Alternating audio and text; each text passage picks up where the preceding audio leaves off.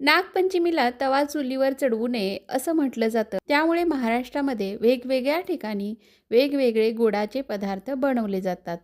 त्यातीलच हा मऊ लुसलुशीत पुरणाचे दिंडे कसे बनवायचे पटकन बघूयात. तर त्यासाठी इथं मी एक वाटीभर डाळ एका तासापूर्वी स्वच्छ धुवून अशी भिजवून घेतली होती. डाळ चांगली अशी भिजली गेली आहे, पाहू शकताय. डाळ अशी भिजवून घेतली ना की छान मऊसूत शिजते. आता ही डाळ मी पाण्यासकटच एका कुकरमध्ये काढून घेतली आणि अजून थोडंसं यामध्ये पाणी घातलेलं आहे, कारण या पाण्याची मी कटाची आमटी बनवणार आहे. आता यामध्ये रंग छान यावा यासाठी किंचित हळद आणि डाळ चांगली मऊसूत शिजावी यासाठी अर्धा चमचा तेल घातलेलं आहे. सर्व चांगलं मिक्स करायचं, कुकरला झाकण बंद करायचं आणि कुकरच्या 2 ते 3 शिट्ट्या किंवा डाळ शिजेपर्यंत शिजवून घ्या. तोपर्यंत वरच्या आवरणासाठी आपण पीठ भिजवूयात. तर त्यासाठी इथं मी 2 वाट्या गव्हाचं पीठ घेतलेलं आहे. चवीपुरतं मीठ घालायचं आहे आणि रंगासाठी थोडीशी हळद घालायची. हे सर्व चांगलं मिक्स करून घ्यायचं, म्हणजे एकसारखी हळद सर्व बाजूनी पसरली जाईल आणि दिंडे आहेत ना त्याला छान असा रंगसुद्धा येईल. जे दिंड्याचं आवरण आहे ना ते काळपट पडणार नाही. आणि याच्यामध्ये थोडं थोडंसं पाणी घालायचं आणि थोडं थोडं पाणी घालून पीठ चांगलं सॉफ्टसर भिजवून घ्यायचं. जसं आपण पुरणपोळीला पीठ भिजवून घेतो ना, अगदी त्याचप्रमाणे सॉफ्ट असं पीठ भिजवून घेतलं. आता थोडंसं तेल लावून पुन्हा 1 मिनिटभर चांगलं असं पीठ मळून घ्यायचं. छान पीठ मळलं गेलं आहे, छान सॉफ्ट झालं आहे.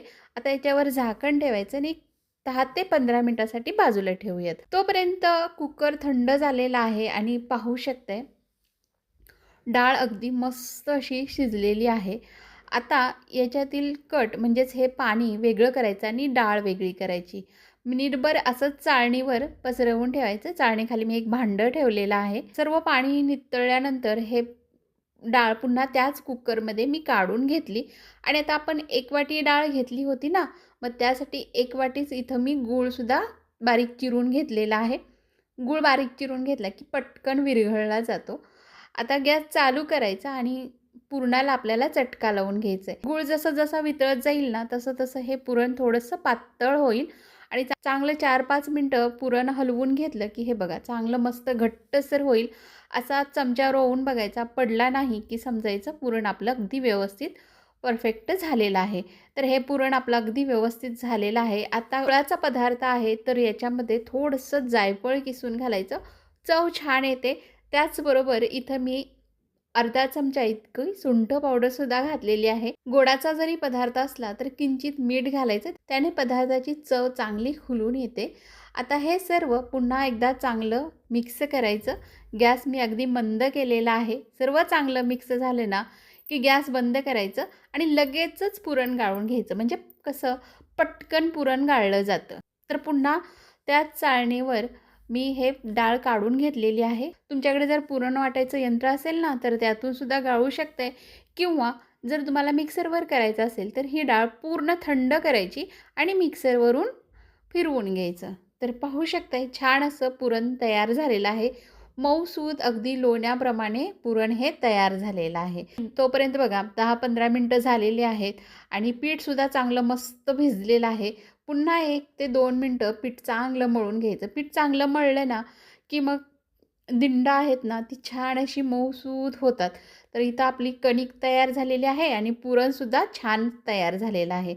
आता या कणकीतील एक छोटासा उंडा काढून घ्यायचा, छान गोल गोल करून घ्यायचा आणि जेवढा कणकीचा उंडा आहे ना त्याच्या दीडपट आपल्याला पुरण घ्यायचं आहे. तर पाहू शकताय कणकेपेक्षा मी पुरण थोडंसं जास्तीचंच घेतलेलं आहे.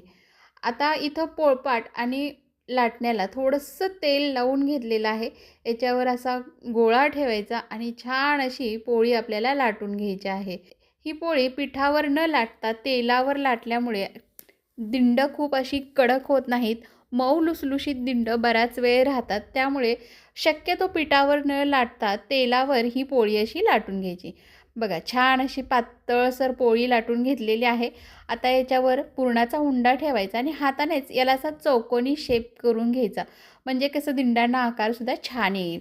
तर असा चौकोनी शेप झाला की मग मी दाखवते ना त्याप्रमाणे ही पोळी अशी फोल्ड करून घ्यायची. छान असा याला चौकोनी आकार आलेला आहे.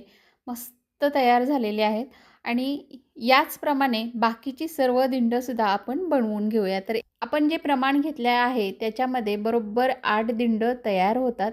कणिक आणि पुरण दोन्हीही माझं संपलेलं आहे. आता इथं एका कढईमध्ये मी पाणी गरम करत ठेवलेलं आहे. त्याच्यावर ही प्लेट ठेवायची आणि झाकण ठेवून 15 ते 20 मिनिटं वाफवून घ्यायची. तर जवळ-जवळ 20 मिनिटं झालेली आहेत. चेक करूयात. पाहू शकताय दिंडे छान फुगलेली आहेत.